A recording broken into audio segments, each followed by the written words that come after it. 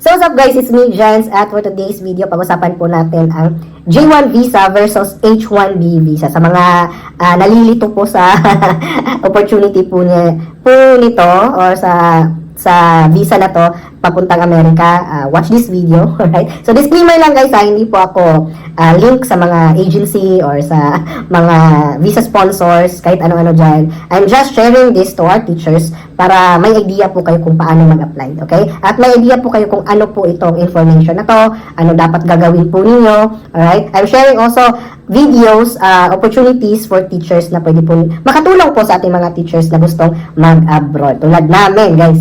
So yeah. So, like and follow lang niyo po ako. Follow for more and subscribe to our YouTube channel. So, yun guys. Usapan po natin ang J1 visa versus H1B visa opportunities dito sa Amerika for teachers. So, J1 visa guys is a cultural exchange program. Cultural exchange program, hindi lang po ito sa teachers guys. Pwede po ito sa mga students, sa mga tawag dito sa mga agriculturists, sa mga farmers, and also for other field, okay? So, marami po ito, J1 Visa Cultural Exchange Program. So, usually guys, madami po ito sa teachers, marami po ngayon. Kasi madali lang yung process, okay? So, J1 Visa is a cultural exchange program na pwede ka makapagtrabaho or bibigyan ka ng visa up to 3 years, okay? But, extendable until 5 years. So, pwede kang magstay sa Amerika at magturo for a maximum of 5 years. So, 5 years guys. So, napakaganda. So, 5 years kang pwede magtrabaho. But, ang J1 visa guys is meron po siyang 2-year home rule requirements na kailangan mo umuwi ng Pilipinas para magstay sa Pilipinas. At pwede ka nang bumalik after your 2-year home rule requirement. No? So, ganun po yung J1 visa. So, J1 visa guys is mostly, kagandahan nito, merong mga J1 visa sponsors na zero placement fee or walang bayad, no placement fee.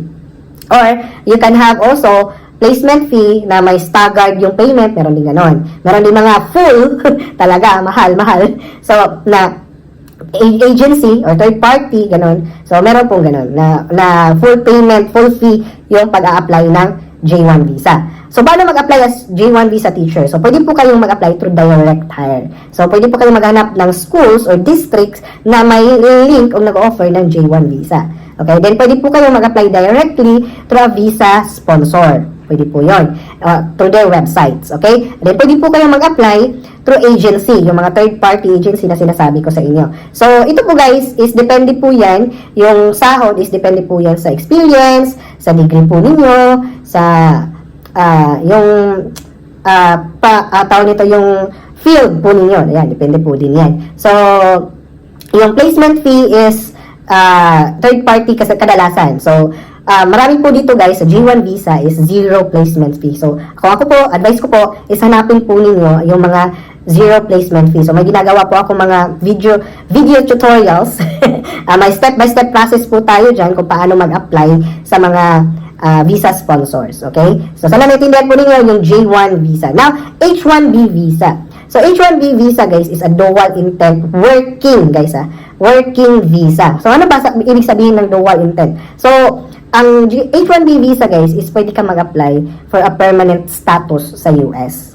Ayan, yan lang kagandahan guys. Yan lang yung pinagkaiba. But J1 visa, may option ka naman after your program at i-check nyo na lang po sa other video po natin, pinag-usapan po natin yan, kung paano ang after your program, paano mag-adjust, anong gagawin po ninyo after your program. Okay? Now, with H1B as dual intent visa, pwede po kayong mag-apply ng permanent status within your visa.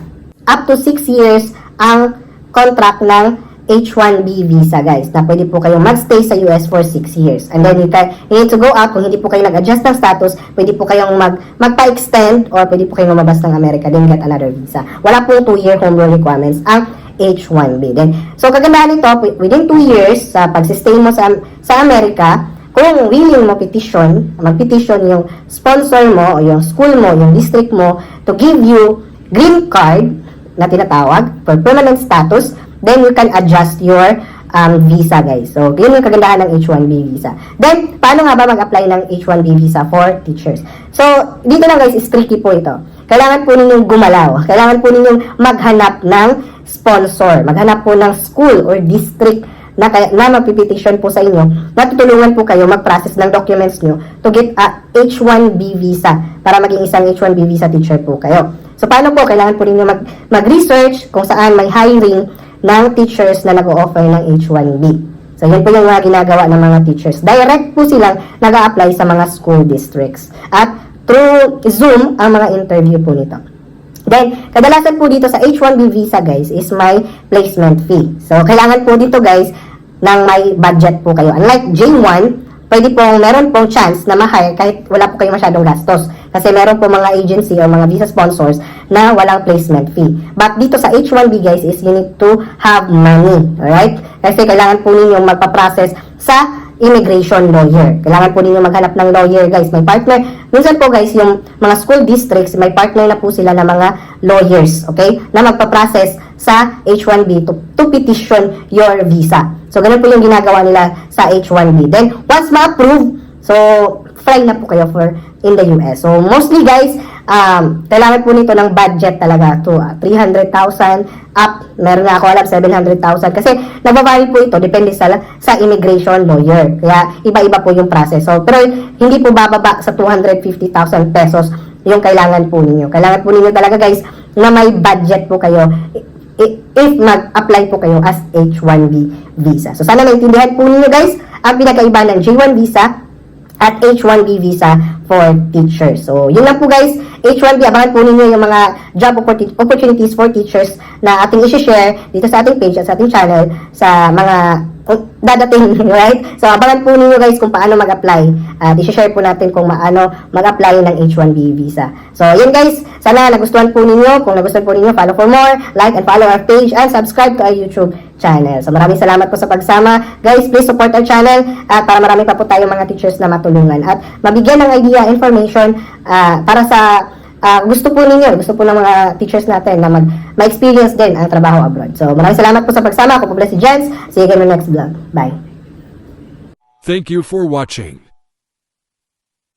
If you like this video, please like and follow my Facebook page and subscribe to my YouTube channel.